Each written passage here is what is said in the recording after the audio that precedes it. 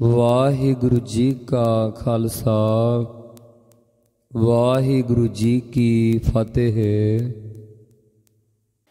ਸੋ ਆਓ ਸਾਧ ਸੰਗਤ ਜੀ, ਚੱਲ ਰਹੀ ਲੜੀਵਾਰ ਵਿਚਾਰ ਧੰਨ ਧੰਨ ਸ੍ਰੀ ਗੁਰੂ ਗ੍ਰੰਥ ਸਾਹਿਬ ਮਹਾਰਾਜ ਜੀ ਦੇ ਪਾਵਨ ਅੰਗ 223 ਤੇ ਧੰਨ ਧੰਨ ਸ੍ਰੀ ਗੁਰੂ ਨਾਨਕ ਦੇਵ ਮਹਾਰਾਜ ਜੀ ਸਿੱਧਾਂ ਨੇ ਸਤਿਗੁਰਾਂ ਨੂੰ ਪ੍ਰਸ਼ਨ ਕੀਤਾ ਕਿ ਮਹਾਰਾਜ ਜੀ, ਆਪ ਜੀ ਦੇ ਮਤ ਅਨੁਸਾਰ ਜੋਗੀ ਕਿਸ ਨੂੰ ਕਹਿੰਦੇ ਹਨ? ਤਾਂ ਸਤਿਗੁਰੂ ਜੀ ਇਹ ਪਾਵਨ ਪਵਿੱਤਰ ਉਪਦੇਸ਼ ਬਖਸ਼ਿਸ਼ ਕਰਦੇ ਹਨ।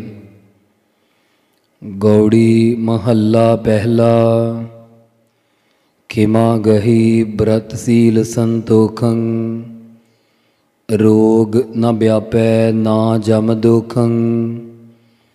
ਜਿਨ੍ਹਾਂ ਨੇ ਭਾਈ ਛਿਮਾ ਦੁੱਖ ਸੁੱਖ ਸਹਾਰਨ ਵਾਲੀ ਬਿਰਤੀ ਗਹੀ ਗ੍ਰਹਿਣ ਕੀਤੀ ਹੈ, ਬ੍ਰਤ ਕਈਏ ਨਿਯਮਾਂ ਵਿੱਚ ਰਹਿੰਦੇ ਹਨ, ਸੀਲ ਨਰਮ ਸੁਭਾਅ ਹੈ, ਸੰਤੋਖੰ ਕਈਏ ਲੋਭ ਦਾ ਤਿਆਗ ਕੀਤਾ ਹੈ।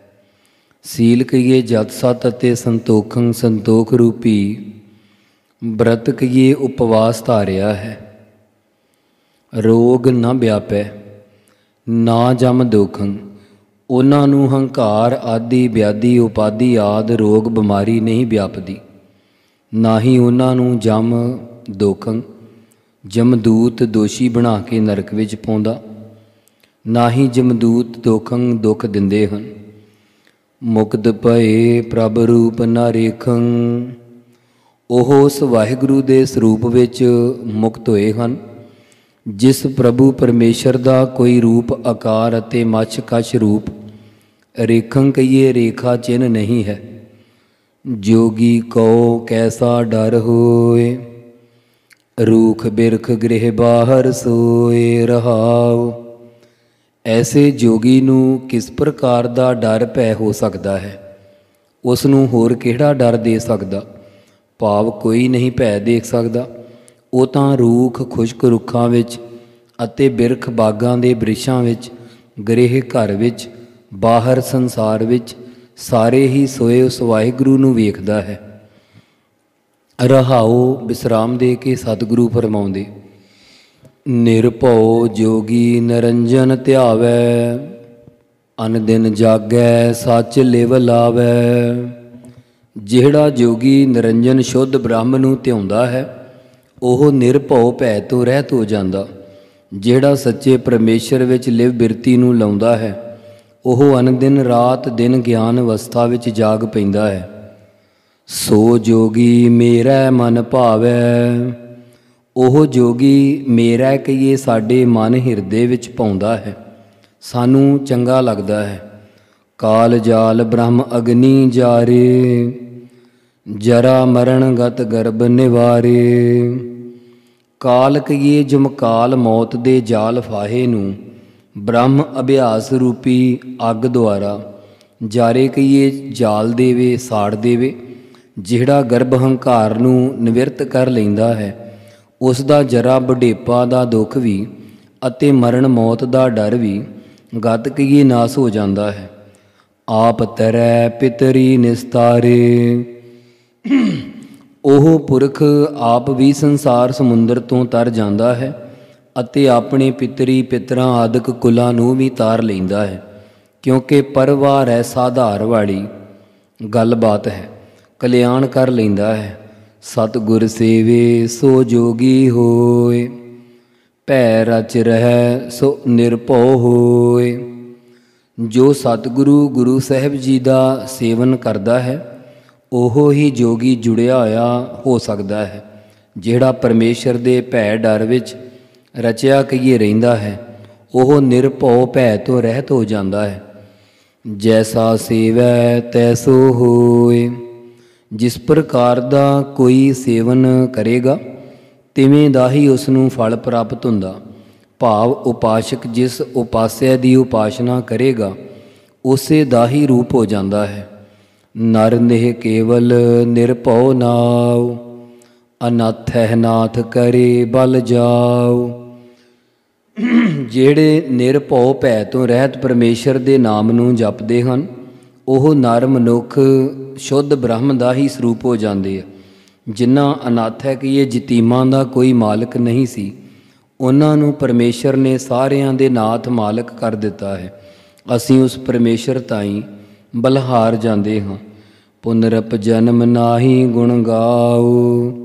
ਜਿਹੜੇ ਉਸ ਪਰਮੇਸ਼ਰ ਦੇ ਗੁਣ ਸਿਫਤਾਂ ਤਾਈਂ ਗਾਉਂਦੇ ਹਨ, ਉਹਨਾਂ ਦਾ ਪੁਨਰਪ ਮੁੜ ਕੇ ਫਿਰ ਕੋਈ ਜਨਮ ਨਹੀਂ ਹੋਵੇਗਾ, ਕਿਉਂਕਿ ਇੱਕ ਹੈ ਆਵਨ ਫਿਰ ਜੋਨ ਨਾ ਆਇਆ।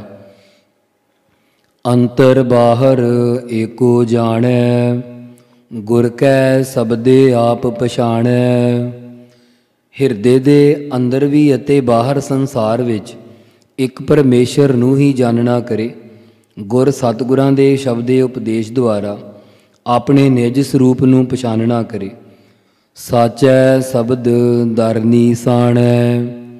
ਇਹੋ ਹੀ ਸੱਚੇ ਗੁਰੂ ਸਾਹਿਬ ਜੀ ਦੇ ਉਪਦੇਸ਼ ਕਰਕੇ ਵਾਹਿਗੁਰੂ ਦੀ ਦਰ ਦਰਗਾਹ ਵਿੱਚ ਨੀਸਾਣੈ ਕਹੀਏ ਨਿਸ਼ਾਨੀ ਹੈ। ਭਾਵ ਇਸ ਕਰਕੇ ਹੀ ਪ੍ਰਮਾਣਿਕ ਹੋਈਦਾ ਹੈ। ਸੱਚੇ ਗੁਰਾਂ ਦੇ ਉਪਦੇਸ਼ ਦੁਆਰਾ ਦਰ ਹਿਰਦੇ ਅੰਦਰ ਗਿਆਨ ਨੂੰ ਨੀਸਾਣੈ ਕਹੀਏ ਪ੍ਰਗਟ ਕਰ ਲਈਦਾ ਹੈ। ਸ਼ਬਦ ਮਰੈ ਤਿਸ ਨਿਜ ਘਰ ਵਾਸਾ, ਆਵੈ ਨਾ ਜਾਵੈ ਚੂਕੈ ਆਸਾ। ਜੋ ਗੁਰਾਂ ਦੇ ਸ਼ਬਦ ਉਪਦੇਸ਼ ਕਰਕੇ ਜੀਵਤ ਭਾਵ ਤੋਂ ਮਰਦਾ ਹੈ, ਉਸ ਦਾ ਨਿਜ ਘਰ ਸਰੂਪ ਰੂਪੀ ਘਰ ਵਿੱਚ ਵਸਣਾ ਹੁੰਦਾ। ਜੋ ਗੁਰਾਂ ਦੇ ਸ਼ਬਦ ਉਪਦੇਸ਼ ਕਰਕੇ ਵਿਕਾਰਾਂ ਵੱਲੋਂ ਮਰਦਾ ਹੈ, ਵਿਕਾਰਾਂ ਨੂੰ ਤਿਆਗ ਦਿੰਦਾ ਹੈ, ਉਸ ਦਾ ਸਰੂਪ ਰੂਪੀ ਘਰ ਵਿੱਚ ਵਾਸਾ ਹੋ ਜਾਂਦਾ ਹੈ। ਗੁਰ ਕੈ ਸ਼ਬਦ ਕਮਲ ਪਰਗਾਸਾ। ਸਤਿਗੁਰਾਂ ਦੇ ਸ਼ਬਦ ਉਪਦੇਸ਼ ਕਰਕੇ ਉਸ ਦਾ ਹਿਰਦਾ ਕੌਲ ਫੁੱਲ ਦੀ ਨਿਆਈ ਪ੍ਰਗਾਸਾ ਕਹੀਏ ਖੇਡਾਉਂਦਾ ਹੈ। ਜੋ ਦੀਸੈ ਸੋ ਆਸ ਨਿਰਾਸਾ, ਕਾਮ ਕ੍ਰੋਧ ਬਿਖ ਭੂਖ ਪਿਆਸਾ। ਜਿਹੜਾ ਕੁਝ ਵੀ ਸੰਸਾਰ ਵਿੱਚ ਇਹਨਾਂ ਅਸਥੂਲ ਅੱਖਾਂ ਨਾਲ ਦਿਸ ਰਿਹਾ ਹੈ, ਉਸ ਦੀ ਆਸਾ ਉਮੀਦ ਵੱਲੋਂ ਨਿਰਾਸਾ ਨਿਰਾਸ ਹੀ ਰਹਿਣਾ ਕਰੇ ਅਤੇ ਕਾਮ ਵਿਕਾਰ ਦ੍ਰਿਸ਼ਟੀ ਕ੍ਰੋਧ ਗੁੱਸਾ ਆਦਿ ਸਾਰੇ ਹੀ ਵਿਸ਼ਿਆਂ ਦੀ ਭੁੱਖ ਵੱਲੋਂ ਪਿਆਸਾ ਤਿਹਾਇਆ ਹੀ ਰਹਿਣਾ ਕਰੇ। ਭਾਵ ਇਹਨਾਂ ਨੂੰ ਭੋਗਣ ਵਿੱਚ ਨਾ ਲੱਗੇ। ਜਿਹੜਾ ਕਾਮ ਕ੍ਰੋਧ ਆਦਿ ਵਿਸ਼ਿਆਂ ਵਿੱਚ ਭੁੱਖਾ ਰਹਿੰਦਾ, ਹਰ ਵੇਲੇ ਪਿਆਸਾ ਤਿਹਾਇਆ ਰਹਿੰਦਾ, ਉਸ ਦੀ ਕਦੀ ਵੀ ਤ੍ਰਿਪਤੀ ਨਹੀਂ ਹੁੰਦੀ। ਪਾਤਸ਼ਾਹ ਦਾ ਪਾਵਨ ਵਾਕ ਹੈ, ਬਿਖੈ ਠਗੌਰੀ ਜਿਨ ਜਿਨ ਖਾਈ, ਤਾਕੀ ਤ੍ਰਿਸ਼ਨਾ ਕਬ ਹੋ ਨ ਜਾਈ।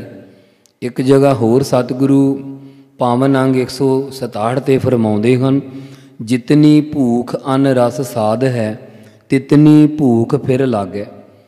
ਨਾਨਕ ਬਿਰਲੇ ਮਿਲਹਿ ਉਦਾਸਾ। ਸਤਿਗੁਰੂ ਸਾਹਿਬ ਜੀ ਕਥਨ ਕਰਦੇ ਹਨ ਕਿ ਉਹ ਕੋਈ ਬਿਰਲੇ ਟਾਵੇਂ ਟਾਵੇਂ ਹੀ ਜਿਹੜੇ ਇਹਨਾਂ ਵਿਕਾਰਾਂ ਵੱਲੋਂ ਉਦਾਸਤਾਈ ਧਾਰ ਕੇ ਸਤ ਸੰਗਤ ਵਿੱਚ ਮਿਲਦੇ ਹਨ। ਕੋਈ ਵਿਰਲੇ ਹੀ ਵਿਸ਼ਿਆਂ ਵੱਲੋਂ ਉਦਾਸਾ ਕੀਏ ਉਦਾਸੀਨ ਹੋ ਕਰਕੇ ਵਾਹਿਗੁਰੂ ਦੇ ਸਰੂਪ ਵਿੱਚ ਮਿਲਦੇ ਹਨ। ਸੰਸਾਰ ਵਿੱਚ ਅਜਿਹੇ ਉਦਾਸੀਨ ਮਹਾਂਪੁਰਖ ਬਿਰਲੇ ਹੀ ਮਿਲਦੇ ਹਨ। ਫਿਰ ਸਿੱਧਾਂ ਨੇ ਸਤਿਗੁਰੂ ਸਾਹਿਬ ਜੀ ਤੋਂ ਪੁੱਛਣਾ ਕੀਤਾ ਕਿ ਹੇ ਮਹਾਰਾਜ, ਗੁਰਸਿੱਖਾਂ ਦੇ ਕੀ ਲੱਛਣ ਹਨ? ਤਾਂ ਗੁਰੂ ਪਾਤਸ਼ਾਹ ਜੀ ਅਗਲਾ ਪਾਵਨ ਸ਼ਬਦ ਉਚਾਰਦੇ ਹਨ, ਗੌੜੀ ਮਹੱਲਾ ਪਹਿਲਾ। ਐਸੋ ਦਾਸ ਮਿਲੈ ਸੁਖ ਹੋਈ, ਦੁੱਖ ਵਿਸਰੈ ਪਾਵੈ ਸਚ ਸੋਈ। ਹੇ ਸਿੱਧੋ, ਅਜਿਹੇ ਦਾਸ ਸੇਵਕ ਮਿਲਣ ਜਿਨ੍ਹਾਂ ਨੂੰ ਆਤਮਿਕ ਸੁਖ ਆਨੰਦ ਦੀ ਪ੍ਰਾਪਤੀ ਹੋਈ ਹੈ, ਜਿਨ੍ਹਾਂ ਨਾਲ ਮਿਲ ਕੇ ਆਤਮਿਕ ਸੁਖ ਆਨੰਦ ਦੀ ਪ੍ਰਾਪਤੀ ਹੁੰਦੀ ਹੈ। ਜੰਮਣ ਮਰਨ ਦਾ ਦੁੱਖ ਕਸ਼ਟ ਵਿਸਰ ਨਿਵਰਤ ਹੋ ਜਾਂਦਾ ਹੈ। ਸੋਈ ਕੀਏ ਉਸ ਸੱਚ ਸਰੂਪ ਨੂੰ ਪਾ ਲਈਦਾ ਹੈ। ਫਿਰ ਸਿੱਧ ਪ੍ਰਸ਼ਨ ਕਰਦੇ, ਹੈ ਸਤਿਗੁਰੂ ਜੀ, ਅਜਿਹਾ ਸੇਵਕ ਕੌਣ ਹੈ? ਗੁਰ ਉੱਤਰ ਬਖਸ਼ਿਸ਼ ਕਰ ਰਹੇ ਆ, ਦਰਸ਼ਨ ਦੇਖ ਭਈ ਮਤ ਪੂਰੀ, 860 ਮੱਜਨ ਚਰਨਹਿ ਧੂਰੀ ਰਹਾਉ। ਜਿਨ੍ਹਾਂ ਸੇਵਕਾਂ ਨੂੰ ਗੁਰੂ ਸਾਹਿਬ ਜੀ ਦੇ ਦਰਸ਼ਨ ਦੀਦਾਰ ਵੇਖ ਕਰਕੇ ਪੂਰੀ ਕਹੀਏ ਪੂਰਨ ਮਤ ਬੁੱਧੀ ਭਈ ਕਹੀਏ ਹੋ ਆਈ ਆ, ਆਤਮ ਵਿਸ਼ੈਣੀ ਬੁੱਧ ਪ੍ਰਾਪਤ ਹੋਈ ਆ, ਉਹਨਾਂ ਦੇ ਚਰਨਾਂ ਕਮਲਾਂ ਦੀ ਧੂੜੀ ਪ੍ਰਾਪਤ ਹੋਣ ਨਾਲ 68 ਤੀਰਥਾਂ ਦੇ ਪੁਰਬਾਂ ਦਾ ਮੱਜਨ ਕਹੀਏ ਇਸ਼ਨਾਨ ਕਰਨ ਦਾ ਫਲ ਪ੍ਰਾਪਤ ਹੁੰਦਾ ਹੈ। ਰਹਾਉ ਨੇਤਰ ਸੰਤੋਖੇ ਏਕ ਲਿਵ ਤਾਰਾ, ਜਿਹਵਾ ਸੂਚੀ ਹਰ ਰਸ ਸਾਰਾ। ਉਹਨਾਂ ਦੀ ਲਿਵ ਬਿਰਤੀ ਇੱਕ ਰਸ ਤੇਲ ਧਾਰਾਵਤ ਖਿੰਡਣ ਤੋਂ ਰਹਿਤ ਲੱਗੀ ਹੋਈ ਹੈ ਅਤੇ ਨੇਤਰ ਅੱਖਾਂ ਸੰਤੋਖੇ ਆਨੰਦ ਦੇ ਸਹਿਤ ਹੋ ਗਈਆਂ ਹਨ, ਪ੍ਰਸੰਨ ਹੋ ਗਈਆਂ ਹਨ। ਹਰੀ ਦੇ ਰਸ ਆਨੰਦ ਨੂੰ ਸਾਰਾ ਕਹੀਏ ਪੂਰਨ ਪ੍ਰਾਪਤ ਕਰਕੇ ਉਹਨਾਂ ਦੀ ਜਿਹਬਾ ਰਸਨਾ ਪਵਿੱਤਰ ਹੋ ਗਈ। ਭਾਵ ਜ਼ਬਾਨ ਨਾਲ ਮੁਖੋਂ ਸੱਚੇ ਬਚਨ ਹੀ ਬੋਲਦੇ ਹਨ। ਸੱਚ ਕਰਨੀ ਅਬ ਅੰਤਰ ਸੇਵਾ, ਮਨ ਤ੍ਰਿਪਤਾਸਿਆ ਅਲਖ ਅਭੇਵਾ। ਉਹਨਾਂ ਦੀ ਸੱਚੀ ਕਰਨੀ ਭਗਤੀ ਹੈ। ਅਬ ਹੁੰਦਾ ਹਿਰਦੇ ਦੇ ਅੰਦਰ ਵੀ ਪ੍ਰਭੂ ਦਾ ਹੀ ਸੇਵਨ ਕਰਦੇ ਹਨ, ਜੋ ਅਲਖ ਲਖਣ ਤੋਂ ਰਹਿਤ ਹੈ, ਅਸ਼ੁੱਧ ਮਨ ਕਰਕੇ ਲਖਿਆ ਨਹੀਂ ਜਾਂਦਾ ਅਤੇ ਅਭੇਵਾ ਭੇਦ ਤੋਂ ਰਹਿਤ ਹੈ, ਜਿਸ ਦਾ ਗੁਰਾਂ ਤੋਂ ਬਿਨਾਂ ਭੇਦ ਨਹੀਂ ਪਾਇਆ ਜਾਂਦਾ। ਉਸ ਦੀ ਪ੍ਰਾਪਤੀ ਕਰਕੇ ਮਨ ਹਿਰਦਾ ਅਤੇ ਅੰਤ ਰੱਜ ਗਿਆ ਹੈ। ਜਹ ਜਹ ਦੇਖੋ ਤਹ ਤਹ ਸਾਚਾ, ਬਿਨ ਬੂਝੇ ਝਗਰਤ ਜਗ ਕਾਚਾ। ਉਹਨਾਂ ਦੀ ਤਾਂ ਦਿਵ ਦ੍ਰਿਸ਼ਟੀ ਜਾਗ ਪਈ ਹੈ। ਉਹ ਜਿੱਥੇ ਜਿੱਥੇ ਵੀ ਦੇਖਦੇ ਹਨ, ਉੱਥੇ ਉੱਥੇ ਹੀ ਸੱਚਾ ਵਾਹਿਗੁਰੂ ਹੀ ਵਿਆਪਕ ਦ੍ਰਿਸ਼ਟੀ ਵਿੱਚ ਆਉਂਦਾ। ਉਸ ਪਰਮੇਸ਼ਰ ਦੇ ਹੁਕਮ ਬੁੱਝਣ ਤੋਂ ਬਗੈਰ ਕਾਚਾ ਕਹੀਏ ਅਗਿਆਨੀ ਜੀਵ ਜਗਤ ਵਿੱਚ ਝਗਰਤ ਝਗੜਿਆਂ ਦੇ ਵਿੱਚ ਹੀ ਪਏ ਰਹਿੰਦੇ। ਗੁਰ ਸਮਝਾਵੈ ਸੋਝੀ ਹੋਈ, ਗੁਰਮੁਖ ਬਿਰਲਾ ਬੂਝੈ ਕੋਈ। ਜਿਨ੍ਹਾਂ ਨੂੰ ਸਤਿਗੁਰੂ ਸਾਹਿਬ ਜੀ ਸਮਝਾਉਂਦੇ ਹਨ, ਉਹਨਾਂ ਨੂੰ ਹੀ ਆਤਮ ਸਰੂਪ ਦੀ ਸੋਝੀ ਗਿਆਤ ਪ੍ਰਾਪਤ ਹੁੰਦੀ ਹੈ। ਸਤਿਗੁਰਾਂ ਦੁਆਰਾ ਗੁਰਮੁਖ ਬਣ ਕੇ ਕੋਈ ਵਿਰਲਾ ਹੀ ਇਸ ਭੇਤ ਨੂੰ ਬੁੱਝਦਾ ਹੈ। ਕਰ ਕਿਰਪਾ ਰਾਖੋ ਰਖਵਾਲੇ, ਬਿਨ ਬੂਝੇ ਪਸ਼ੂ ਭਏ ਬੇਤਾਲੇ। ਉਹ ਗੁਰਮੁਖ ਜਨ ਇਉਂ ਬੇਨਤੀ ਕਰਦੇ ਹਨ ਕਿ ਹੇ ਰਖਵਾਲੇ ਰੱਖਿਆ ਕਰਨ ਵਾਲੇ ਪ੍ਰਭੂ ਵਾਹਿਗੁਰੂ ਜੀ, ਤੁਸੀਂ ਕਿਰਪਾ ਦਇਆ ਦ੍ਰਿਸ਼ਟੀ ਕਰਕੇ ਸਾਡੇ ਤਾਈਂ ਰੱਖਣਾ ਕਰੋ, ਕਿਉਂਕਿ ਤੁਹਾਡੇ ਸਰੂਪ ਨੂੰ ਗੁਰਾਂ ਤੋਂ ਬੁੱਝੇ ਸਮਝੇ ਤੋਂ ਬਗੈਰ ਸਭ ਪਸ਼ੂ ਪਸ਼ੂਆਂ ਅਤੇ ਬੇਤਾਲੇ ਭੂਤਨਿਆਂ ਦੀ ਨਿਆਈ ਬੇਤਾਲ ਹੋ ਰਹੇ ਆ। ਉਹ ਬੇਤਾਲੇ ਭਾਵ ਤਾਲੇ ਸਰੂਪ ਦੀ ਵਿਚਾਰ ਤੋਂ ਬੇਕਈਏ ਰਹਿਤ ਹੋ ਰਹੇ ਆ। ਬੇਕਈਏ ਦਵੈਤ ਦੀ ਤਾਲ ਪੂਰਦੇ ਹਨ। ਗੁਰ ਕਹਿਆ ਅਵਰ ਨਹੀਂ ਦੂਜਾ, ਕਿਸ ਕਹੋ ਦੇਖ ਕਰੋ ਅਨ ਪੂਜਾ। ਹੇ ਸਿੱਧੋ, ਸਤਿਗੁਰੂ ਸਾਹਿਬ ਜੀ ਨੇ ਕਹਿਆ ਕਹੀਏ ਕਹਿਣਾ ਕੀਤਾ ਹੈ, ਸਿੱਖਿਆ ਦਿੱਤੀ ਹੈ ਕਿ ਇੱਕ ਅਕਾਲ ਪੁਰਖ ਤੋਂ ਬਗੈਰ ਹੋਰ ਕੋਈ ਦੂਸਰਾ ਨਹੀਂ ਹੈ। ਫਿਰ ਕਿਸ ਦੇ ਤਾਈਂ ਕਹਿਣਾ ਕਰੀਏ ਕਿ ਫਲਾਣੇ ਦੇ ਤਾਈਂ ਦੇਖਣਾ ਕਰੋ, ਅਨ ਹੋਰ ਕਿਸ ਦੀ ਪੂਜਾ ਅਰਚਨ ਕਰਨਾ ਕਰੀਏ। ਸੰਤ ਹੇਤ ਪ੍ਰਭ ਤ੍ਰੇ ਭਵਨ ਧਾਰੇ, ਆਤਮ ਚੀਨੈ ਸੋ ਤਤ ਵਿਚਾਰੇ। ਸ਼ਾਂਤ ਆਤਮਾ ਮਹਾਂਪੁਰਖਾਂ ਦੇ ਹੇਤ ਪ੍ਰੇਮ ਵਾਸਤੇ ਪ੍ਰਭ ਕਹੀਏ ਵਾਹਿਗੁਰੂ ਨੇ ਤ੍ਰੇ ਭਵਨ ਤਿੰਨੇ ਭਵਨ ਰਚੇ ਧਾਰੇ ਹੋਏ ਹਨ। ਸੰਤ ਮਹਾਂਪੁਰਖ ਉਸ ਵਾਹਿਗੁਰੂ ਵਿੱਚ ਹੇਤ ਪ੍ਰੇਮ ਕਰਦੇ ਹਨ, ਜਿਸ ਵਾਹਿਗੁਰੂ ਨੇ ਤਿੰਨ ਲੋਕ ਆਪਣੇ ਆਸਰੇ ਧਾਰਨ ਕੀਤੇ ਹੋਏ ਹਨ। ਸੰਤ ਮਹਾਤਮਾ ਜਨਾਂ ਦੁਆਰਾ ਉਸ ਵਾਹਿਗੁਰੂ ਵਿੱਚ ਹੇਤ ਪ੍ਰੇਮ ਕਰ, ਜਿਸ ਪ੍ਰਭੂ ਵਾਹਿਗੁਰੂ ਨੇ ਤ੍ਰਿਭਵਨ ਤ੍ਰਿਲੋਕੀ ਵਿੱਚ ਅਵਤਾਰ ਧਾਰਨ ਕੀਤੇ ਹੋਏ ਹਨ, ਤੇ ਜਿਸ ਨੇ ਆਤਮ ਚੀਨੈ ਪ੍ਰਭੂ ਚੇਤਨ ਸਰੂਪ ਪਰਮੇਸ਼ਰ ਤਿੰਨਾਂ ਭਵਨਾਂ ਨੂੰ ਧਾਰਨ ਕਰਕੇ ਸੰਤਾਂ ਵਿੱਚ ਹਿੱਤ ਕਰਦਾ ਹੈ, ਉਹਨਾਂ ਦੀ ਰੱਖਿਆ ਕਰਦਾ ਹੈ। ਸੋ ਜੋ ਸੰਤ ਮਹਾਤਮਾ ਹਨ, ਉਹ ਤ੍ਰਿਭਵਨ ਤਿੰਨਾਂ ਭਵਨਾਂ ਦੇ ਧਾਰਨ ਵਾਲੇ ਪਰਮੇਸ਼ਰ ਵਿੱਚ ਪ੍ਰੇਮ ਕਰਦੇ ਆ। ਜੋ ਆਤਮ ਚੀਨੈ ਸੋ ਤਤ ਵਿਚਾਰੇ, ਆਪਣੇ ਆਪ ਨੂੰ ਚੀਨੈ ਜਾਣ ਲਵੇ, ਉਹ ਤਤ ਸਿਧਾਂਤ ਸਰੂਪ ਦੀ ਵਿਚਾਰ ਕਰਕੇ ਨਿਹਾਲ ਹੋ ਜਾਂਦੇ। ਸਾਚ ਹਿਰਦੈ ਸਚ ਪ੍ਰੇਮ ਨਿਵਾਸ, ਪ੍ਰਣਵਤ ਨਾਨਕ ਹਮ ਤਾਕੇ ਦਾਸ। ਹੇ ਭਾਈ, ਜਿਨ੍ਹਾਂ ਦੇ ਹਿਰਦੇ ਵਿੱਚ ਸੱਚਾ ਪਰਮੇਸ਼ਰ ਹੈ ਅਤੇ ਸਰੀਰ ਬਾਣੀ ਕਰਕੇ ਸੱਚੇ ਦੇ ਪ੍ਰੇਮ ਪਿਆਰ ਦਾ ਨਿਵਾਸ ਵਾਸਾ ਹੈ, ਸਤਿਗੁਰੂ ਸਾਹਿਬ ਜੀ ਪ੍ਰਣਵਤ ਬੇਨਤੀ ਪੂਰਵਕ ਕਥਨ ਕਰਦੇ ਹਨ ਕਿ ਅਸੀਂ ਸ਼ਰਧਾਵਾਨ ਹੋ ਕਰਕੇ ਉਹਨਾਂ ਦੇ ਦਾਸ ਸੇਵਕ ਹਾਂ। ਸੋ ਅਗਲਾ ਜੋ ਫਿਰ ਅੱਗੇ ਦਸਵਾਂ ਸ਼ਬਦ ਪ੍ਰਾਰੰਭ ਹੋਣ ਜਾ ਰਿਹਾ ਹੈ, ਉਹ ਅੱਗੇ ਸਤਿਗੁਰੂ ਕਿਰਪਾ ਕਰ ਰਹੇ ਹਨ। ਸਿੱਧਾਂ ਨੇ ਫਿਰ ਸਤਿਗੁਰਾਂ ਨੂੰ ਪ੍ਰਸ਼ਨ ਕੀਤਾ ਕਿ ਮਹਾਰਾਜ ਮਾਫ ਕਰਨਾ, 9ਵਾਂ ਸ਼ਬਦ ਅੱਗੇ ਪ੍ਰਾਰੰਭ ਹੋ ਰਿਹਾ ਹੈ ਅਸ਼ਟਪਦੀਆਂ ਦੇ ਸਿਰਲੇਖ ਹੇਠ। ਸੋ ਮਹਾਰਾਜ ਨੂੰ ਉਹਨਾਂ ਨੇ ਪ੍ਰਸ਼ਨ ਕੀਤਾ ਸਿੱਧਾਂ ਨੇ ਕਿ ਮਹਾਰਾਜ ਗਰਭ ਹੰਕਾਰ ਕੈਸਾ ਹੈ? ਤਾਂ ਅੰਤਰਜਾਮੀ ਸਤਿਗੁਰੂ ਸਾਹਿਬ ਜੀ ਸਿੱਧਾਂ ਦੇ ਪ੍ਰਥਾਏ ਪਿਛਲਿਆਂ ਯੁੱਗਾਂ ਦਾ ਦ੍ਰਿਸ਼ਟਾਂਤ ਦੇ ਕਰਕੇ ਜਿਨ੍ਹਾਂ ਨੇ ਹੰਕਾਰ ਕੀਤਾ ਹੈ ਉਹਨਾਂ ਨੂੰ ਨੀਵਾਂ ਹੀ ਦੇਖਣਾ ਪਿਆ। ਇਉਂ ਸਤਿਗੁਰੂ ਜੀ ਚੌਹਾਂ ਯੁੱਗਾਂ ਵਿੱਚ ਵਰਤੀਆਂ ਘਟਨਾਵਾਂ ਵਿੱਚੋਂ ਕੁਝ ਕੁ ਘਟਨਾਵਾਂ ਦੀ ਕਥਾ ਸਾਨੂੰ ਇਸ ਪਾਵਨ ਸ਼ਬਦ ਰਾਹੀਂ ਸੁਣਾ ਰਹੇ ਹਨ। ਗੌੜੀ ਮਹੱਲਾ ਪਹਿਲਾ। ਬ੍ਰਹਮੈ ਗਰਭ ਕੀਆ ਨਹੀਂ ਜਾਣਿਆ। ਹੇ ਸਿੱਧੋ, ਬ੍ਰਹਮਾ ਜੀ ਨੇ ਗਰਭ ਹੰਕਾਰ ਕੀਤਾ ਤੇ ਆਪਣੇ ਉਤਪਤ ਕਰਤਾ ਪਰਮੇਸ਼ਰ ਨੂੰ ਜਾਣਿਆ ਹੀ ਨਹੀਂ। ਬ੍ਰਹਮੇ ਨੇ ਗਰਭ ਹੰਕਾਰ ਦੇ ਸਹਿਤ ਹੋ ਕਰਕੇ ਪ੍ਰਭੂ ਦੁਆਰਾ ਕੀਤਾ ਹੋਇਆ ਕੁਝ ਜਾਣਿਆ ਹੀ ਨਹੀਂ। ਵੇਦ ਕੀ ਬਿਪਤ ਪੜੀ ਪਛਤਾਨਿਆ। ਜਦੋਂ ਸੰਖਾਸੁਰ ਦੈਂਤ ਵੇਦ ਖੋਹ ਕੇ ਲੈ ਗਿਆ ਤਾਂ ਇਸ ਨੂੰ ਵੇਦਾਂ ਦੀ ਬਿਪਤਾ ਮੁਸੀਬਤ ਪੈ ਗਈ। ਵੇਦਾਂ ਬਿਨਾਂ ਇਸ ਕੋਲ ਕੋਈ ਗਿਆਨ ਨਹੀਂ ਸੀ, ਇਸ ਕਰਕੇ ਬਹੁਤ ਪਛਤਾਤਾਪ ਕੀਤਾ। ਜਹ ਪ੍ਰਭ ਸਿਮਰੇ ਤਹੀ ਮਨ ਮਾਨਿਆ। ਫਿਰ ਜਦੋਂ ਬ੍ਰਹਮਾ ਨੇ ਅੰਤਰਜਾਮੀ ਪਰਮੇਸ਼ਰ ਨੂੰ ਸਿਮਰਨਾ ਕੀਤਾ, ਯਾਦ ਕੀਤਾ, ਤਾਂ ਪਰਮੇਸ਼ਰ ਨੇ ਵਿਸ਼ਨੂੰ ਨੂੰ ਆਗਿਆ ਕਰਕੇ ਮਛ ਅਵਤਾਰ ਦੁਆਰਾ ਸੰਖਾਸੁਰ ਦੈਂਤ ਦਾ ਨਾਸ ਕਰਾ ਕੇ ਇਸ ਨੂੰ ਵੇਦ ਧੁਨੀ ਵਾਲਾ ਸੰਖ ਵਾਪਸ ਲਿਆ ਕੇ ਦੇ ਦਿੱਤਾ। ਉਸ ਵੇਲੇ ਇਸ ਦਾ ਮਨ ਹਿਰਦਾ ਪਰਮੇਸ਼ਰ ਉੱਪਰ ਮੰਨ ਗਿਆ ਕਿ ਮੈਨੂੰ ਵੀ ਰਚਣ ਵਾਲਾ ਕੋਈ ਹੈ, ਮੈਂ ਸੁਤੰਤਰ ਨਹੀਂ ਹਾਂ, ਸਵੰਗ ਨਹੀਂ ਹਾਂ। ਸੋ ਕਹਿੰਦੇ ਹਨ ਕਿ ਬ੍ਰਹਮਾ ਦੇ ਹੰਕਾਰ ਕਰਨ ਦੀ ਇੱਕ ਸਾਖੀ ਆਉਂਦੀ ਹੈ।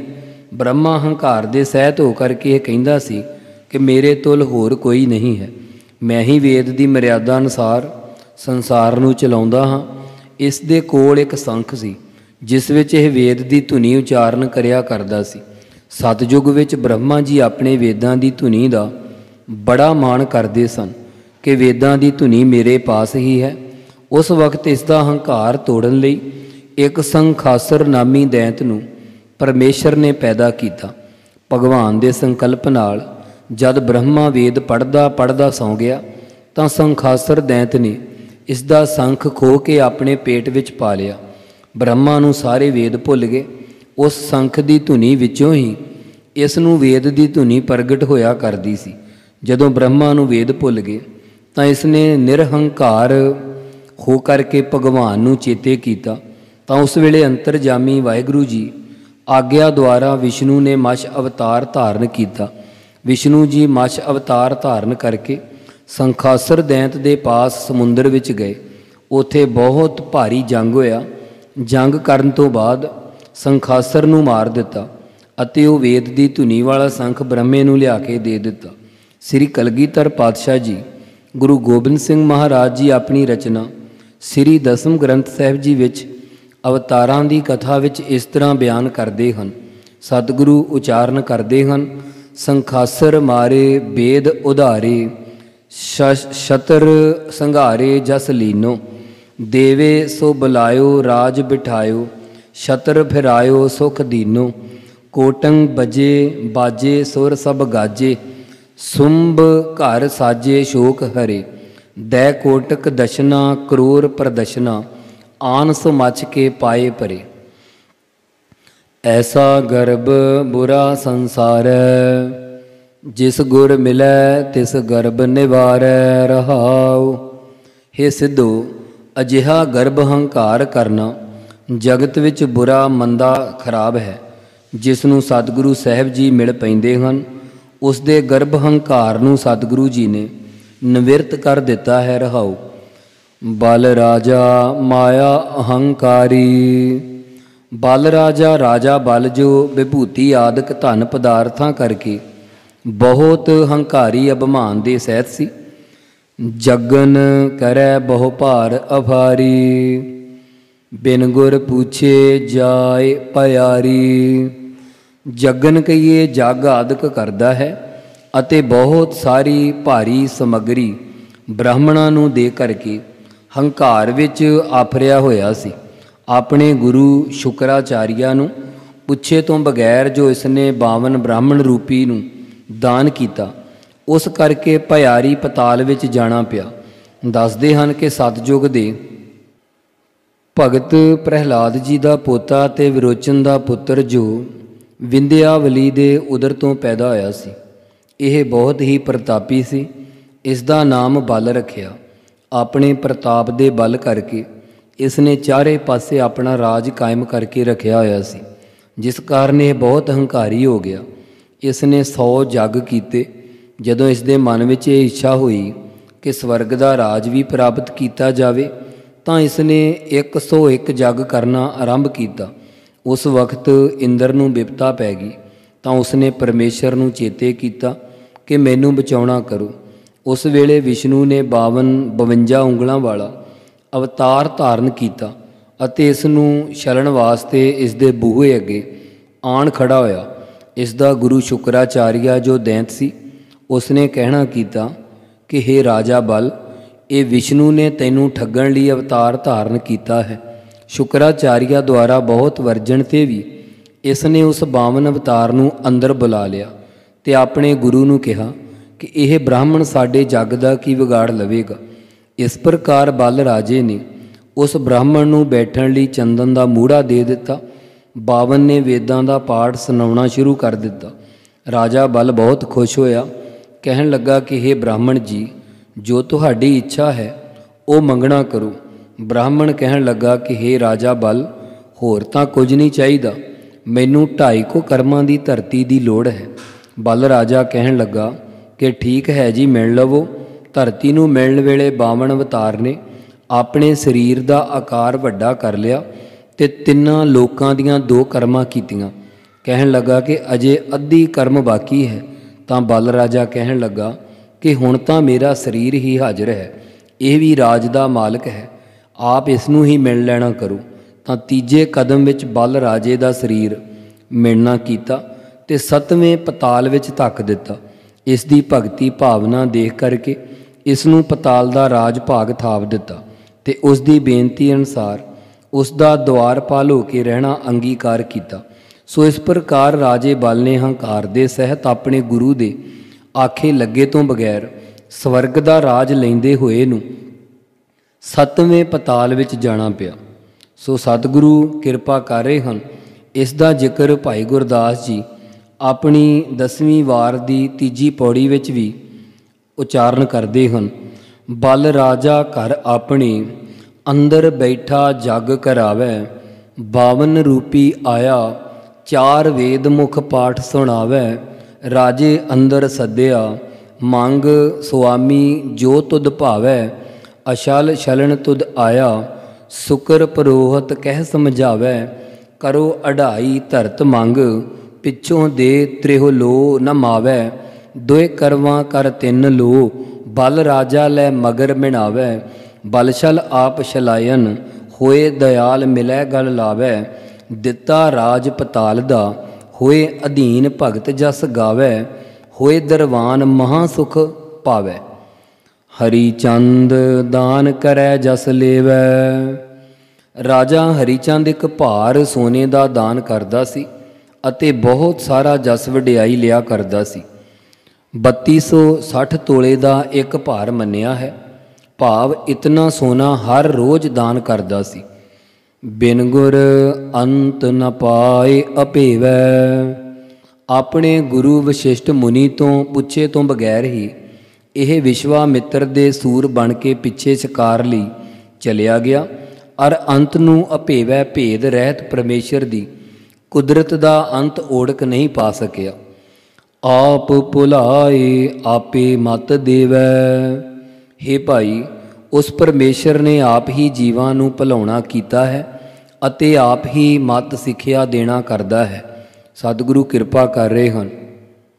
ਦੁਰਮਤ ਹਰਣਾਖਸ ਦੁਰਾਚਾਰੀ, ਪ੍ਰਭ ਨਾਰਾਇਣ ਗਰਭ ਪਰਹਾਰੀ।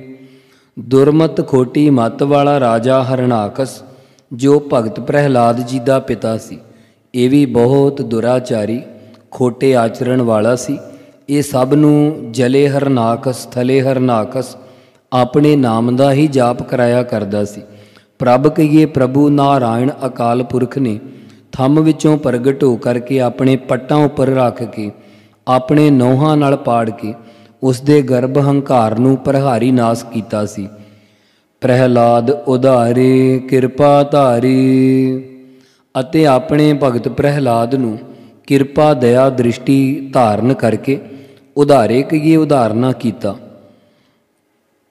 ਭੂਲੋ ਰਾਵਣ ਮੁਗਧ ਅਚੇਤ, ਲੂਟੀ ਲੰਕਾ ਸੀਸ ਸਮੇਤ। ਮੂਰਖ ਅਚੇਤ ਬੇਸਮਝ ਲੰਕਾਪਤ ਰਾਵਣ ਵੀ ਪਰਮੇਸ਼ਰ ਤੋਂ ਭੁੱਲਿਆ ਹੋਇਆ ਸੀ। ਭਗਵਾਨ ਰਾਮਚੰਦਰ ਜੀ ਨੇ 10 ਸਿਰਾਂ ਸਮੇਤ ਸਹਿਤ ਇਸ ਨੂੰ ਜਿੱਤ ਲਿਆ ਤੇ ਇਸ ਦੀ ਸੋਨੇ ਦੀ ਲੰਕਾ ਲੁੱਟ ਲਈ, ਭਾਵ ਸਾਰਾ ਰਾਜ ਭਾਗ ਭੀਖਨ ਨੂੰ ਦੇ ਦਿੱਤਾ। ਗਰਭ ਗਿਆ ਬਿਨ ਸਤਿਗੁਰ ਹੇਤ। ਇਸ ਪ੍ਰਕਾਰ ਰਾਵਣ ਆਪਣੇ ਗੁਰੂ ਸ਼ਿਵ ਜੀ ਦਾ ਹਿਤ ਕਰੇ ਤੋਂ ਬਗੈਰ ਗਰਭ ਹੰਕਾਰ ਵਿੱਚ ਆਣ ਕੇ ਆਪਣੇ ਇਸ਼ਟ ਗੁਰੂ ਸ਼ਿਵ ਜੀ ਦਾ ਅਸਥਾਨ ਕੈਲਾਸ਼ ਪਰਬਤ ਨੂੰ ਆਪਣੀਆਂ ਤਲੀਆਂ ਪਾ ਕੇ ਚੁੱਕਣ ਲੱਗਾ। ਜਦੋਂ ਪਰਬਤ ਹਿੱਲਿਆ ਤਾਂ ਪਾਰਬਤੀ ਨੇ ਕਿਹਾ ਕਿ ਦੇਖੋ ਤੁਹਾਡਾ ਚੇਲਾ ਕੀ ਕਰਨ ਲੱਗਾ ਹੈ। ਜਦ ਸ਼ਿਵਾ ਨੇ ਦੇਖਿਆ ਤਾਂ ਇਸ ਦੇ ਹੱਥ ਹੇਠਾਂ ਆ ਗਏ ਤੇ ਰੋਣ ਲੱਗ ਪਿਆ। ਰੋਂਦਾ ਰਹਿਣ ਕਰਕੇ ਇਸ ਦਾ ਨਾਮ ਰਾਵਣ ਪੈ ਗਿਆ। ਫਿਰ ਦੁਬਾਰਾ ਆਪਣੇ ਗੁਰੂ ਦੇ ਕਹਿਣ ਤੋਂ ਕਿ ਰਾਮਚੰਦਰ ਮੇਰੇ ਗੁਰੂ ਹਨ, ਤੂੰ ਉਸ ਨਾਲ ਯੁੱਧ ਨਾ ਕਰ ਅਤੇ ਮਾਤਾ ਸੀਤਾ ਨੂੰ ਉਹਨਾਂ ਦੇ ਕੋਲ ਭੇਜਣਾ ਕਰ। ਪਰ ਇਸ ਨੇ ਆਪਣੇ ਗੁਰੂ ਦੇ ਬਚਨ ਨਾ ਮੰਨੇ ਤੇ ਰਾਮਚੰਦਰ ਜੀ ਨਾਲ ਯੁੱਧ ਕੀਤਾ ਤੇ ਅੰਤ ਨੂੰ ਆਪਣੇ 10 ਸਿਰ ਕਟਵਾ ਲਏ ਤੇ ਇਸ ਵਿੱਚ ਜੋ ਪ੍ਰਬਲਤਾ ਦਾ ਹੰਕਾਰ ਸੀ ਉਹ ਸਾਰਾ ਹੀ ਗਿਆ ਕਿ ਇਹ ਨਿਮਿਰਤ ਹੋ ਗਿਆ। ਸਹਿਸ ਬਾਹੁ ਮਦ ਕੀਟ ਮਹਿ ਖਾਸਾ, ਹਰਣਾ ਖਸਲੇ ਨਖੋ ਬਿਦਾਸਾ। ਸਹਿਸ ਬਾਹੂ ਕਹੀਏ ਸਹੰਸਰ ਬਾਹੂ, 1000 ਭੁਜਾਂ ਵਾਲਾ ਬਾਹਾਂ ਵਾਲਾ। ਮਧੂ ਦੈਂਤ ਕੀਟ ਕੈਟਬ ਦੈਂਤ, ਮਹਿ ਖਾਸਾ ਮਹਿ ਖਾਸਰ ਪੁਰਾਣਾ ਅਨੁਸਾਰ ਮਹਿਖ ਝੋਟੇ ਦੀ ਸ਼ਕਲ ਵਾਲਾ ਇੱਕ ਦੈਂਤ, ਇਹਨਾਂ ਨੂੰ ਮਾਰਨਾ ਕੀਤਾ ਹੈ। ਦੈਂਤ ਸੰਘਾਰੇ ਬਿਨ ਭਗਤ ਅਭਿਆਸਾ। ਦਇਆ ਦਾ ਅੰਤ ਕਰਨ ਵਾਲੇ ਰਾਖਸ਼ ਨੂੰ ਭਗਤੀ ਦੇ ਅਭਿਆਸ ਤੋਂ ਬਗੈਰ ਜਾਣ ਕਰਕੇ ਪਰਮੇਸ਼ਰ ਨੇ ਉਹਨਾਂ ਨੂੰ ਸੰਘਾਰੇ ਮਾਰਨਾ ਕੀਤਾ, ਨਾਸ਼ ਕਰਨਾ ਕੀਤਾ ਹੈ। ਜਰਾ ਸੰਧ ਕਾਲ ਜਮਨ ਸੰਘਾਰੇ। ਜਰਾ ਸੰਧ ਤੇ ਕਾਲ ਜਮਨ ਵੀ ਹੰਕਾਰ ਕਰਨ ਕਰਕੇ ਸੰਘਾਰੇ ਕਹੀਏ ਮਾਰੇ ਗਏ। ਰਕਤ ਬੀਜ ਕਾਲ ਨੇਮ ਬਿਦਾਰੇ। ਰਕਤ ਬੀਜ ਅਤੇ ਕਾਲ ਨੇਮ ਦੈਂਤਾਂ ਨੂੰ ਵੀ ਪਰਮੇਸ਼ਰ ਨੇ ਬਿਦਾਰੇ ਨਾਸ ਕਰ ਦਿੱਤਾ। ਦੈਤ ਸੰਘਾਰ ਸੰਤ ਨਿਸਤਾਰੇ। ਇਸ ਪ੍ਰਕਾਰ ਪਰਮੇਸ਼ਰ ਨੇ ਹੰਕਾਰੀ ਦੈਂਤ ਰਾਖਸ਼ਾਂ ਦੈਂਤਾਂ ਨੂੰ ਸੰਘਾਰ ਮਾਰਨਾ ਕੀਤਾ ਹੈ ਅਤੇ ਆਪਣੇ ਸ਼ਾਂਤ ਆਤਮਾ ਭਗਤ ਜਨਾਂ ਨੂੰ ਇਸ ਪ੍ਰਪੰਚ ਤੋਂ ਤਾਰਨਾ ਕੀਤਾ ਹੈ। ਆਪੇ ਸਤਿਗੁਰ ਸ਼ਬਦ ਵਿਚਾਰੇ, ਦੂਜੈ ਭਾਏ ਦੈਤ ਸੰਘਾਰੇ। ਅਕਾਲ ਪੁਰਖ ਆਪ ਹੀ ਗੁਰੂ ਸਾਹਿਬ ਜੀ ਦੁਆਰਾ ਉਪਦੇਸ਼ ਦੀ ਵਿਚਾਰ ਕਰਦਾ ਹੈ। ਉਹ ਆਪ ਪਰਮੇਸ਼ਰ ਆਪ ਹੀ ਸਤਿਗੁਰੂ ਰੂਪ ਹੋ ਕੇ ਉਪਦੇਸ਼ ਦੇਣ ਵਾਲਾ ਹੈ, ਆਪ ਹੀ ਵਿਚਾਰ ਦੇਣ ਵਾਲਾ ਹੈ। ਜਿਹੜੇ ਦਵੈਤ ਭਾਵ ਵਾਲੇ ਹਨ ਉਹਨਾਂ ਦੈਂਤਾਂ ਨੂੰ ਮਹਾਰਾਜ ਨੇ ਨਾਸ਼ ਕਰਨਾ ਕੀਤਾ ਹੈ। ਗੁਰਮੁਖ ਸਾਚ ਭਗਤ ਨਿਸਤਾਰੇ। ਸੱਚੀ ਭਗਤੀ ਕਰਨ ਵਾਲੇ ਗੁਰਮੁਖ ਜਨਾਂ ਨੂੰ ਗੁਰੂ ਸਾਹਿਬ ਜੀ ਨੇ ਸੰਸਾਰ ਤੋਂ ਤਾਰਨਾ ਕੀਤਾ ਹੈ। ਬੂਢਾ ਦੁਰਜੋਧਨ ਪਤ ਖੋਈ, ਰਾਮ ਨ ਜਾਣਿਆ ਕਰਤਾ ਸੋਈ। ਜੋ ਆਪਣੇ ਮਾਣ ਹੰਕਾਰ ਦੇ ਵਿੱਚ ਬੂਢਾ ਹੁੰਦਾ ਡੁੱਬਿਆ ਹੋਇਆ ਦੁਰਜੋਧਨ ਸੀ, ਉਸ ਨੇ ਆਪਣੀ ਪਤ ਇੱਜ਼ਤ ਗਵਾ ਲਈ ਸੀ। ਸ੍ਰੀ ਕ੍ਰਿਸ਼ਨ ਜੀ ਦੇ ਤਾਈ ਰਾਮ ਪਰਮੇਸ਼ਰ ਦਾ ਰੂਪ ਨਹੀਂ ਜਾਣਿਆ, ਜਾਣਨਾ ਨਹੀਂ ਕੀਤਾ ਕਿ ਸੋਈ ਇਹੋ ਹੀ ਵਿਸ਼ਨੂੰ ਦਾ ਅਵਤਾਰ ਸਭ ਕੁਝ ਕਰਤਾ ਕਹੀਏ ਕਰਨ ਵਾਲਾ ਹੈ। ਜਨ ਕੋ ਦੁਖ ਪਚੈ ਦੁਖ ਹੋਈ। ਪਰਮੇਸ਼ਰ ਦੇ ਜਨ ਭਗਤ ਜਨਾਂ ਨੂੰ ਜਿਹੜਾ ਦੁੱਖ ਕਸ਼ਟ ਪਹੁੰਚਾਉਂਦਾ ਹੈ ਉਸ ਦਾ ਪਰਮੇਸ਼ਰ ਨੂੰ ਵੀ ਕਸ਼ਟ ਹੁੰਦਾ ਹੈ। ਪਰਮੇਸ਼ਰ ਦੇ ਭਗਤ ਜਨਾਂ ਨੂੰ ਦੁੱਖ ਪਹੁੰਚਾਉਣ ਵਾਲਾ ਅੰਤ ਨੂੰ ਆਪ ਵੀ ਦੁਖੀ ਹੋ ਕਰਕੇ ਪਚੈ ਕਹੀਏ ਸੜ ਕੇ ਨਾਸ ਹੋ ਜਾਂਦਾ। ਪਾਤਸ਼ਾਹ ਦਾ ਪਾਵਨ ਵਾਕ ਹੈ, ਸੰਤਨ ਦੁਖ ਪਾਏ ਤੇ ਦੁਖੀ, ਜਨਮੇਜੈ ਗੁਰ ਸ਼ਬਦ ਨ ਜਾਣਿਆ। ਰਾਜੇ ਜਨਮੇਜੇ ਨੇ ਵੀ ਆਪਣੇ ਗੁਰੂ ਬਿਆਸ ਦੇ ਕਹੇ ਹੋਏ ਬਚਨ ਨੂੰ ਨਹੀਂ ਜਾਣਿਆ, ਨਹੀਂ ਮੰਨਿਆ। ਬਿਆਸ ਨੇ ਜੋ ਇਸ ਦੀ ਹੋਣੀ ਸੀ ਉਸ ਨੂੰ ਪਹਿਲਾਂ ਹੀ ਦੱਸ ਦਿੱਤਾ, ਅਤੇ ਭੀਮਸੈਨ ਦੁਆਰਾ ਜੋ ਹਾਥੀ ਆਕਾਸ਼ ਵੱਲ ਸੁੱਟੇ ਸਨ ਉਹ ਅਜੇ ਵੀ ਉੱਪਰ ਹੀ ਹਨ। ਇਹਨਾਂ ਸ਼ਬਦਾਂ ਨੂੰ ਰਾਜੇ ਜਨਮੇਜੇ ਨੇ ਨਾ ਜਾਣਿਆ, ਆਪਣਾ ਨੱਕ ਬੁੱਲ ਵਟਣਾ ਕੀਤਾ, ਜਿਸ ਤੋਂ ਫਿਰ ਇਹਦਾ ਥੋੜ੍ਹਾ ਜਿਹਾ ਕੋੜ ਰਹਿ ਗਿਆ। ਉਸੇ ਕੋੜ ਨਾਲ ਇਹਦਾ ਅੰਤ ਹੋਇਆ। ਕਿਉਂ ਸੁਖ ਪਾਵੈ ਭਰਮ ਭੁਲਾਨਿਆ, ਇੱਕ ਦਿਲ ਭੁੱਲੇ ਬਹੁਰ ਪਛਤਾਨਿਆ। ਸੰਸੇ ਵਿੱਚ ਹੀ ਭੁਲਾਨਿਆ ਭੁੱਲ ਗਿਆ ਸੀ, ਤੇ ਫਿਰ ਕਿਵੇਂ ਸੁਖ ਆਨੰਦ ਦੇ ਤਾਈਂ ਪ੍ਰਾਪਤ ਕਰਦਾ। ਇੱਕ ਤਿਲ ਮਾਤਰ ਭੁੱਲਣ ਕਰਕੇ ਮੁੜ ਕੇ ਜਨਮੇਜੇ ਨੂੰ ਪਛਤਾਵਾ ਕਰਨਾ ਪਿਆ ਸੀ। ਅੰਤ ਨੂੰ ਕੋਹੜ ਕਰਕੇ ਇਸ ਦੀ ਮੌਤ ਹੋਈ ਸੀ।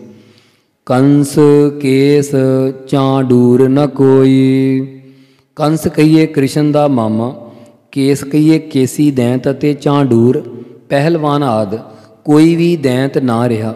ਕੰਸ ਨੂੰ ਕੇਸਾਂ ਤੋਂ ਫੜ ਕੇ ਪਟਕਾ ਕੇ ਮਾਰਨਾ ਕੀਤਾ। ਕੰਸ ਕ੍ਰਿਸ਼ਨ ਦਾ ਮਾਮਾ ਸੀ। ਇਸ ਨੇ ਆਪਣੀ ਭੈਣ ਦੇ ਭਣਵਈਏ ਦੇਵਕੀ ਤੇ ਵਾਸਦੇਵ ਨੂੰ ਜੇਲ੍ਹ ਵਿੱਚ ਕੈਦ ਕਰਕੇ ਰੱਖਿਆ ਸੀ। ਇਸ ਨੇ ਕ੍ਰਿਸ਼ਨ ਦੇ 7 ਭਰਾਵਾਂ ਨੂੰ ਨਾਸ ਕੀਤਾ ਸੀ। ਕ੍ਰਿਸ਼ਨ ਜੀ ਗੋਕਲ ਵਿੱਚ ਜਾ ਕੇ ਨੰਦ ਰਾਜ ਅਤੇ ਯਸ਼ੋਦਾ ਦੇ ਘਰ ਵਿੱਚ ਪਲੇ ਸਨ। ਉਸੇ ਦਿਨ ਜੋ ਲੜਕੀ ਪੈਦਾ ਹੋਈ ਸੀ ਉਹ ਕੰਸ ਨੂੰ ਲਿਆ ਕੇ ਦਿੱਤੀ, ਜਿਸ ਨੂੰ ਕੰਸ ਨੇ ਪੱਥਰ ਨਾਲ ਮਾਰ ਕੇ ਖਤਮ ਕਰ ਦਿੱਤਾ ਸੀ। ਕੰਸ ਨੇ ਕ੍ਰਿਸ਼ਨ ਜੀ ਨੂੰ ਮਾਰਨ ਲਈ ਬਹੁਤ ਯਤਨ ਕੀਤੇ, ਪੂਤਨਾ ਨੂੰ ਦਾਈ ਬਣਾ ਕੇ ਭੇਜਿਆ। ਫਿਰ ਕੇਸੀ ਦੈਂਤ ਕ੍ਰਿਸ਼ਨ ਨੂੰ ਮਾਰਨ ਲਈ ਭੇਜਿਆ, ਜੋ ਘੋੜੇ ਦੀ ਸ਼ਕਲ ਬਣਾ ਕੇ ਆਇਆ। ਕ੍ਰਿਸ਼ਨ ਜੀ ਨੇ ਬੱਜਰ ਦੀ ਬਾਂਹ ਬਣਾ ਕੇ ਇਸ ਦੇ ਮੂੰਹ ਵਿੱਚ ਬਾਂਹ ਪਾ ਕੇ ਇਸ ਦੇ ਪ੍ਰਾਣ ਹਰੇ, ਇਸ ਨੂੰ ਮਾਰਨਾ ਕੀਤਾ। ਕੰਸ ਨੇ ਫਿਰ ਚੰਡੂਰ ਨਾਮੇ ਪਹਿਲਵਾਨ ਨੂੰ ਆਪਣੇ ਮੁਸ਼ਟਕ ਨਾਮੇ ਪਹਿਲਵਾਨ ਨਾਲ ਕੁਸ਼ਤੀ ਕਰਨ ਲਈ ਕ੍ਰਿਸ਼ਨ ਨੂੰ ਬੁਲਵਾਇਆ। ਚੰਡੂਰ ਨਾਲ ਕ੍ਰਿਸ਼ਨ ਜੀ ਨੇ ਜੰਗ ਕੀਤਾ ਤੇ ਮੁਸ਼ਟਕ ਦੇ ਨਾਲ ਬਲਰਾਮ ਨੇ ਜੰਗ ਕੀਤਾ। ਦੋਵੇਂ ਹੀ ਦੈਂਤ ਮਾਰ ਦਿੱਤੇ। ਫਿਰ ਕੰਸ ਨੂੰ ਵੀ ਅੰਤ ਨੂੰ ਕੇਸਾਂ ਤੋਂ ਪਕੜ ਕੇ ਪਟਕਾ ਕੇ ਮਾਰਿਆ। ਇਉਂ ਇਹਨਾਂ ਵਿੱਚੋਂ ਕੋਈ ਵੀ ਨਾ ਰਿਹਾ। ਰਾਮ ਨਾ ਚੀਨਿਆ ਆਪਣੀ ਪਤ ਖੋਈ, ਬਿਨ ਜਗਦੀਸ਼ ਨ ਰਾਖੈ ਕੋਈ। ਇਉਂ ਜਿਨ੍ਹਾਂ ਨੇ ਰਾਮ ਪਰਮੇਸ਼ਰ ਨੂੰ ਨਹੀਂ ਜਾਣਿਆ ਹੈ ਉਹਨਾਂ ਨੇ ਆਪਣੀ ਇੱਜ਼ਤ ਪਤ ਖੋਈ ਗਵਾ ਲਈ ਹੈ। ਜਗਦੀਸ਼ ਜਗਤ ਦੇ ਈਸ਼ਵਰ ਪਰਮੇਸ਼ਰ ਤੋਂ ਬਗੈਰ ਕੋਈ ਵੀ ਨਹੀਂ ਰੱਖ ਸਕਦਾ। ਬਿਨ ਗੁਰ ਗਰਭ ਨ ਮੇਟਿਆ ਜਾਏ, ਗੁਰਮਤ ਧਰਮ ਧੀਰਜ ਹਰ ਨਾਏ। ਸਤਿਗੁਰੂ ਸਾਹਿਬ ਜੀ ਤੋਂ ਬਗੈਰ ਕਿਸੇ ਕੋਲੋਂ ਵੀ ਗਰਭ ਹੰਕਾਰ ਮੇਟਿਆ ਨਿਵਰਤ ਨਹੀਂ ਕੀਤਾ ਜਾ ਸਕਦਾ। ਗੁਰਮਤ ਕਹੀਏ ਗੁਰਾਂ ਦੀ ਸਿੱਖਿਆ ਦੁਆਰਾ ਧਰਮੀ ਬਣੀਏ ਅਤੇ ਧੀਰਜਤਾ ਧਾਰਨ ਕਰੀਏ ਅਤੇ ਹਰੀ ਪਰਮੇਸ਼ਰ ਦੇ ਨਾਏ ਨਾਮ ਨੂੰ ਗੁਰਾਂ ਦੁਆਰਾ ਪ੍ਰਾਪਤ ਕਰਕੇ ਜਪਣਾ ਕਰੀਏ।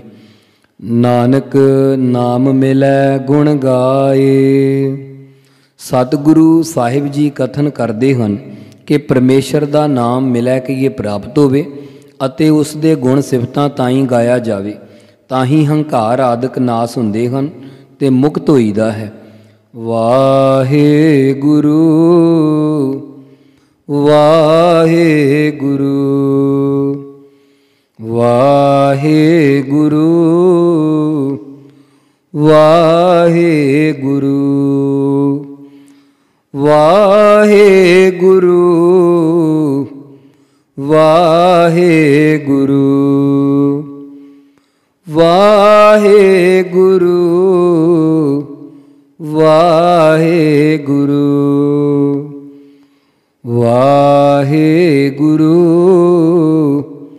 ਵਾਹਿਗੁਰੂ ਵਾਹਿਗੁਰੂ ਵਾਹਿਗੁਰੂ। ਗੋਬਿੰਦੇ ਮੁਕੰਦੇ ਉਦਾਰੇ ਅਪਾਰੇ, ਹਰਿਯੰ ਕਰਿਯੰ ਨਿਰਨਾਮੇ ਅਕਾਮੇ। ਦੁਕਾਲੰ ਪਰਣਾਸੀ ਦਇਆਲੰ ਸਰੂਪੇ, ਸਦਾ ਅੰਗ ਸੰਗੇ ਅਪੰਗੰ ਬੇਭੂਤੇ। ਵਾਹਿਗੁਰੂ ਜੀ ਕਾ ਖਾਲਸਾ ਵਾਹਿਗੁਰੂ ਜੀ ਕੀ ਫਤਿਹ।